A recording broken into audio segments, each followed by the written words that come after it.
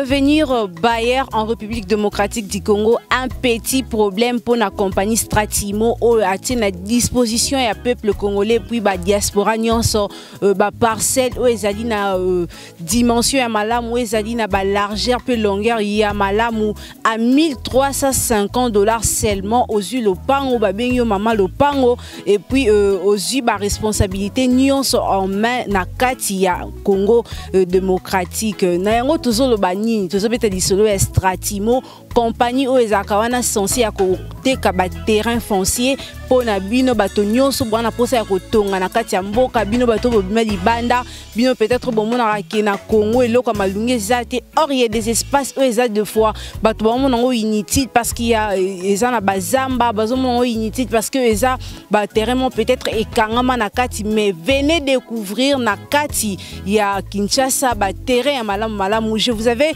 montré l'autre fois terrain à Kimpoko ezaki pe na ba ezaki site à Kimpoko ezaki na ba parcelle ya minene. Je vous avais également montré terrain et à Kimwenza. Aujourd'hui nazola kisabino terrain ya Mbenzale ne bozomona nga esika naza awa espace nyonso bozomona espace où eza vraiment libre bazoteka parcelle moko au 10x15 na $1350 ya pamba et puis $1350 ango opesa ngo mbala moko te opesa ngo na 3 parties ou soit na 3 mensualités. D'abord premier paiement $750 ya pamba $750 ou deux fois peut-être kuna na Paris aussi sango na mkolomoko mais awa na kin oko sela ngo pe projet ya lopango botonga te école botonga te lormo boyo ko sala que ba tuto ba ndeko non aba vivre bien. Deuxième paiement ezaka $300 pour na mtu za kuna ningo dépenser mbongo c'est mieux aussi investir dans ton pays. Troisième paiement tozo pesa $300 paie on a 3 mois aussi d'ici mbongo on a 3 mois aux espace na yo orotonga eloko nyonso ozanango. Alors je vous donne les coordonnées ceux qui osent intéresser parce que nabi que quoi intéressé parce que c'est une bonne chose aux ça là que ba congolais ba se retrouver vraiment makasi. Il faut retenir que Stratimo ezate qu'individu moko za na ba mabele na ye ateka kameza compagnie moko za bien structuré baza stable na kati ya Kinshasa.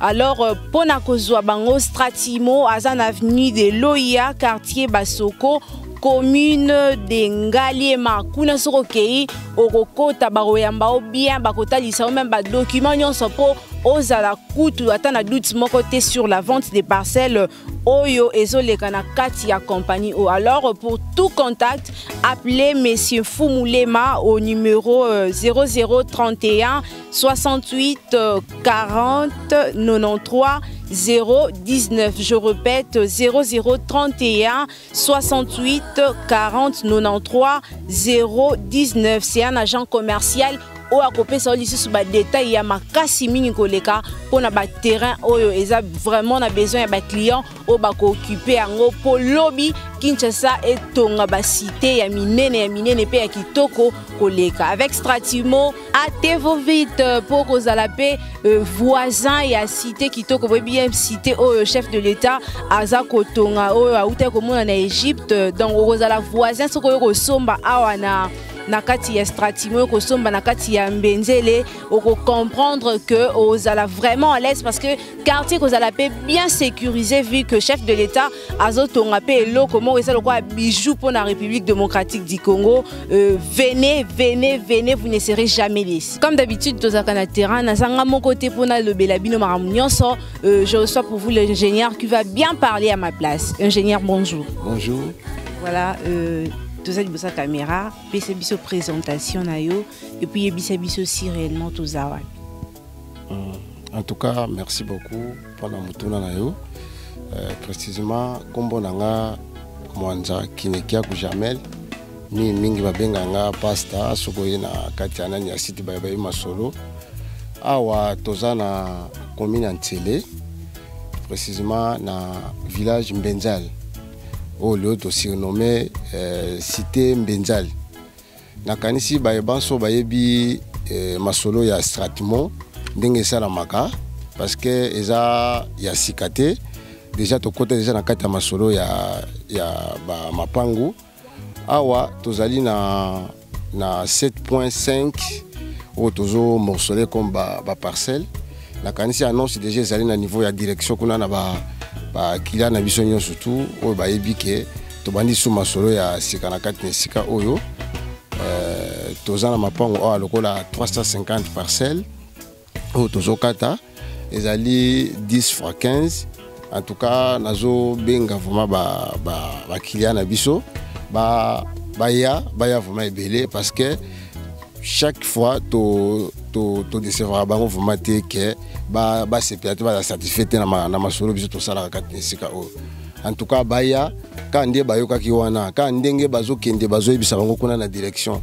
en tout cas masolo ezali mapango vraiment ndenge vraiment ke bino mo boyebi stratement aseplisaka bino na makambo nyonso obino bosengi ya ko sepana ngone sika ya basite na biso toza na mama mwilu toza na ba lane toza na ba sel toza na mbenzali donc yango wana nde fonction nga nazo kwa simena ngonga o yango wana etant que superviseur ya kotala msala nyonso ya biso ndenge nyonso na basite na biso toza na 350 parcelles 350 parcelles à 10 fois 15. 10 fois 15. Tant que 10 fois 15, et ça signifie nini? Moi, explication claire, il y a 10 fois 15. Donc 10 fois 15, déjà ma solo ya ba parcelle, que va comprendre. Mais ya sika bazo ko tranaka monde dango 10 fois 15 ezali to parce que na kati ya surface toza na longueur na largeur. Donc largeur eza 10 longueur eza 15. Donc biso a tozaka ke soki kilia sombi nde bakotinda ye pa na biso to lakise numéro a parcelle na ye parce que biso to yebi ba numéro nyonso a parcelle ko zala awawa soki lelo kilia ki a sombi ba pesi récit comme to salaka akoya awawa a présenter récit na ye pa na biso tozana ba agent de sécurité tozana ba agent de terrain bazana kati wana o ba yebi chaque numéro ya parcelle ezana kati sika oyo soki mutu wana ye biso tokozwa récit na ye par rapport ya numéro na ye ya parcelle donc biso tokodisa ye to l'accès parcelle na yo yango à partir pe nani ya croquis sokotali nyonso eza détaillé na kati wana on a chaque parcelle numéro endroit tout bâti na kati nani ya croquis wana dire neti awawa vraiment awa je crois soki le loto silisi o tozo sala pona ko longola ba matiti oyo soki le loto tracteur ye koti wana esali ba misala nyonso wana je crois ko sala ba 2 ou 3 semaines misala tracteur ko funga da banzela ko sala ba veni nakasi moi anani moi kolanda ba misala musu ko tcha neti mai semaine ka o déjà ba ta forage ba yaki déjà pona ko zwa déjà kotala endroit ya mai ba monde déjà que mai ya eza musika te donc eza pena misala vraiment ya ba taille belé vraiment te par rapport ya ba site mususu.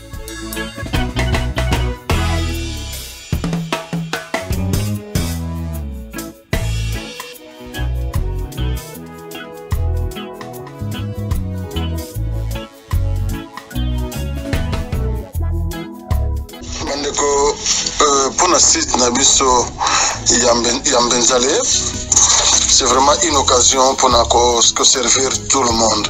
Tout cela qui va VIP, ce que tu as ici, na ba oyo bazana ba mbongo ya kusomba na VIP parce que ba kwa peko za na mapango. Pour biso na vision stratégique, c'est pas seulement servir entre guillemets des riches, mais servir aussi entre guillemets de plus de démunis. Ata ozana yo ministre te, ozana yo vendeur de tomates, bolimbisanga pour la terme, mais ozana quand même na chance ya kozala pe propriétaire. C'est pourquoi tout ça les mapango na prix wana et puis na dimension wana. Mapango na biso ya Mbenzale ezali ba 10 fois 15, ce qui nous fait 150 mètres carrés. Dans 150 mètres carrés, on peut vivre très bien.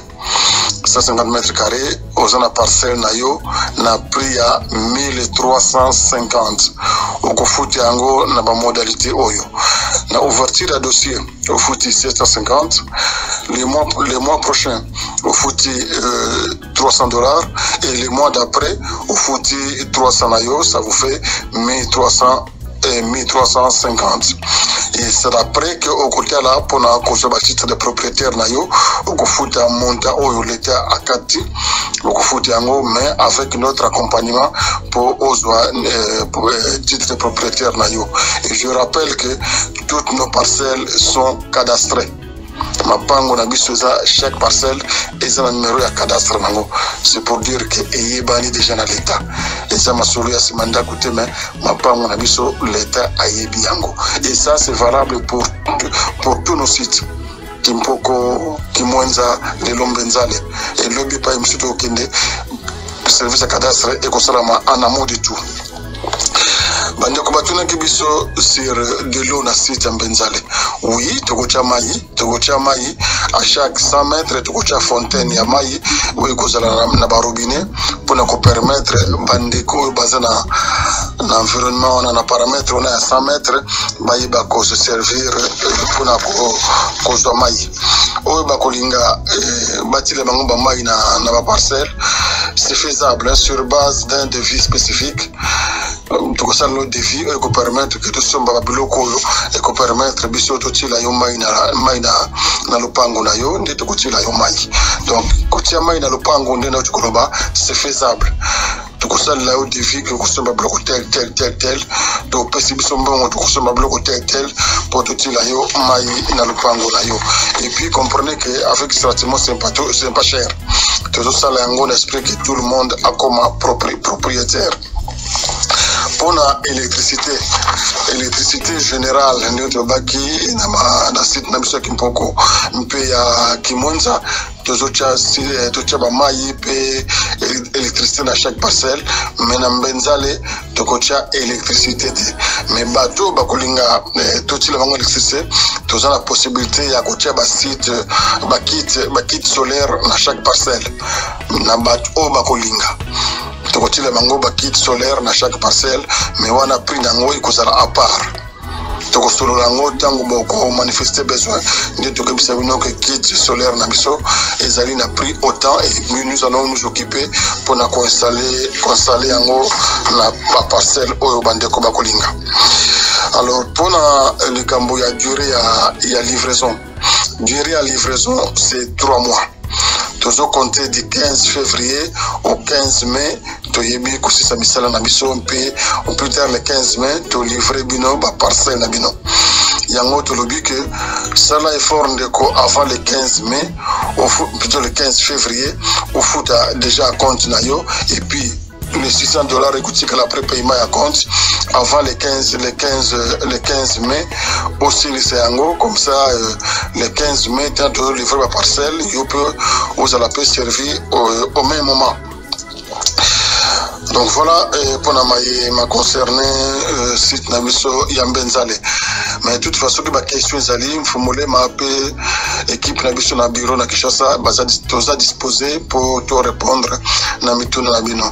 Pour na biso na diaspora koza contact na mfumule ma à travers numéro za ko afficher na écran na biso o koza contact na ngai to ko yeba ko pesa yo ba information oyo ezangi.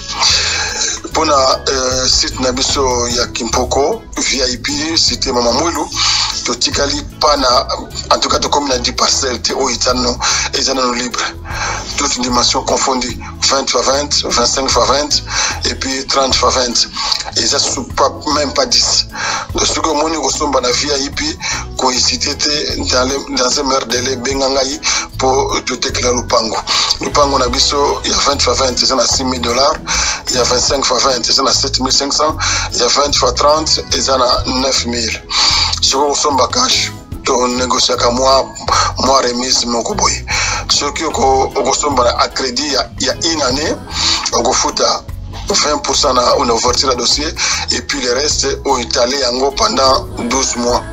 Ndio hivi kama propriétaire lupango na site na biso ya VIP Mama Mwelu na Kimpoko.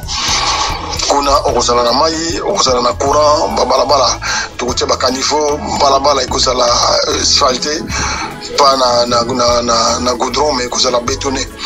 Kuna c'est pourquoi tu bien en VIP et puis le prix est différent que autour na cité ya Mbenzale. Voilà, avec ça, traitement parlons bien, avec Stratimo, faisons bien, avec Stratimo, notre avenir immobilier est assuré. Hâtez-vous, car on n'en a pas assez. Voilà, touti wana na site mbenzale wana ou apesika touti kolakisa bino comment est-ce que ba vente ya ba parcelle les salema na za sûr que boyambi bolandi ingénieur na boke binyon so ya apesi ba explication claire na makambo etali site po ngai na sepela ki bino bolanda biso je crois bien tokuta na bino mbala sima poto le belango lisusu malamu ton ba construction et obanda ko salema.